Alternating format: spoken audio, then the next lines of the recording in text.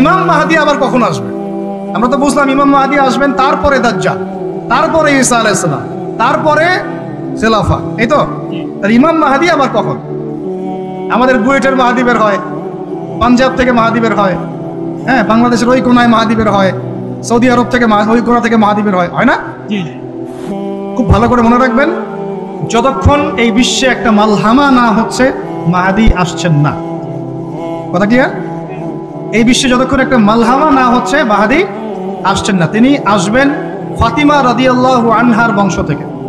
এর বংশ? তার আসল নাম মুহাম্মদ। কি নাম? তার নাক উঁচু, নাক একদম উঁচু খাড়া, কপাল চওড়া, চেহারার গড়নটা আমাদের নবী সাল্লাল্লাহু আলাইহি ওয়াসাল্লামের। তার বাবার নাম হবে আব্দুল্লাহ, তার মায়ের নাম হবে আমিনা। তিনি দায়িত্ব নিতে চাইবেন না, তিনি দায়িত্ব নিতে চাইবেন না। তিনি দায়িত্ব না নেওয়ার জন্য মদিনা থেকে পালিয়ে মক্কায় চলে আসবেন। ভয়ে আমাকে দায়িত্ব দিও না, এই ভয়। ও তিনি আরবি ভাষায় কথা বলবেন, বাংলা ভাষায় না। এখনকার মাহাদিরা পাঞ্জাবি ভাষায়, বাংলা ভাষায় কথা বলে, ঠিক আছে? এবং এই কাবা ঘর যেটা আমরা তাওয়াফ করি, এখানে যে হাজার আসওয়াদ আছে না, আর এই যে হাজার আসওয়াদ আর মাকাম ইব্রাহিম, এই দুটো জায়গার মাঝামাঝি মানুষ তাকে চিনে ফেলবে, এই তো মাহদী। তার হাতে মানুষ বয়াত নিবে ৩১৩ জন। কতজন?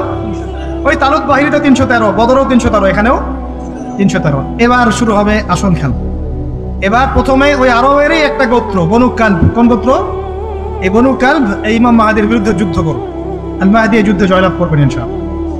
তারপরে সিরিয়া, শাম থেকে, শাম মানে শুধু সিরিয়াই না, ওই পুরো অঞ্চলটাই শাম, ওখান থেকে একটা দল আসবে এই মাহদীর সাথে যুদ্ধ করার জন্য। আল্লাহ পাক তাদেরকে মক্কা মদিনার মাঝখানে বাইদা নামক জায়গায় ধসিয়ে দেবে। কোন জায়গা? বাইদা। এটাই সেই চিহ্ন যেটা প্রমাণ করবে যে এই ব্যক্তি মাহদী। এরপরে মুসলমানদের আর কোনো পতন নাই, আর পিছনে ফিরে তাকানোর কোনো সুযোগ নাই। মুসলমানরা আর মাথা নিচু করবে না ইনশাআল্লাহ কোনোদিনের জন্য। তারপর চলতে থাকবে খালি ইসলামের বিজয় আর বিজয় আর বিজয় আর বিজয়। আল্লাহু আকবার। এভাবে চলবে। তবে মাহদী কখন আসবেন? আগে মালহামা, তারপর মাহদী। মালহামা কি তাহলে? এটা হচ্ছে একটা বিশাল যুদ্ধ। এটা কি? কেমন যুদ্ধ? নবীজি বলেছেন, এই রোমকরা, ইউরোপিয়ানরা তোমাদের সাথে অচিরেই চুক্তি ভঙ্গ করবে এবং ৮০টা পতাকা নিয়ে তোমাদের বিরুদ্ধে ওরা যুদ্ধ করবে। এই মালহামাটা হবে ইরাকের ফোরাত নদীর নিচেই হোক আর পাশেই হোক, আল্লাহ ভালো জানেন, ওখানে সোনার পাহাড়কে কেন্দ্র করে। কি কেন্দ্র করে? এই সোনা মানে সত্যিকারের সোনাও হতে পারে, অথবা তেলও হতে পারে, আল্লাহ ভালো জানেন। তেল তো এখন সোনার জায়গা দখল করেছে, করে নাই? এই বিশ্বে তো সোনা চলে না, কি চলে? তেল। তো এটাকে কেন্দ্র করে যুদ্ধ হবে। নবীজি বলেছেন ওই যুদ্ধে এত ভয়াবহ হবে যে ১০০ জন যোদ্ধার মধ্যে ৯৯ জনই মারা যাবে না। একটু মাথা খাটান যে এমন কোন যুদ্ধ কি হয়েছে পৃথিবীতে যেটাতে ১০০ জনের মধ্যে ৯৯% মারা গেছে?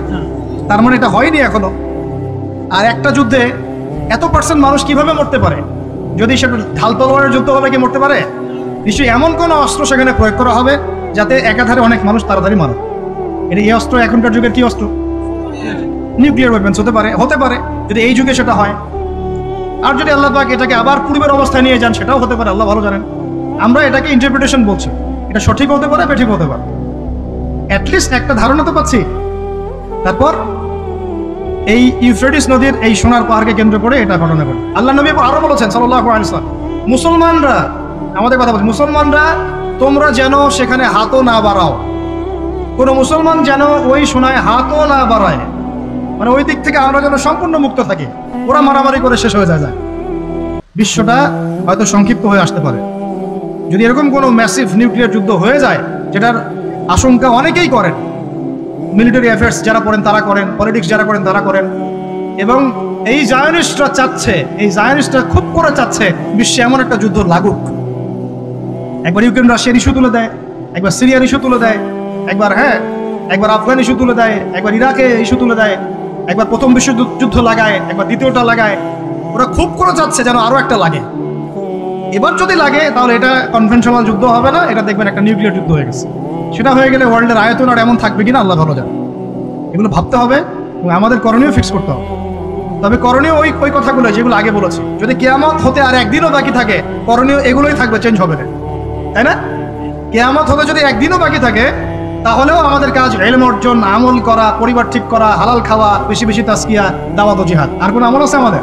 এগুলোই কাজ। এগুলো হচ্ছে বিশ্বের ভবিষ্যৎ। আল্লাহ রাব্বুল আলামিন আমাদের সবাইকে এই বিষয়গুলোর জন্য প্রস্তুত থাকার তৌফিক দান করুন।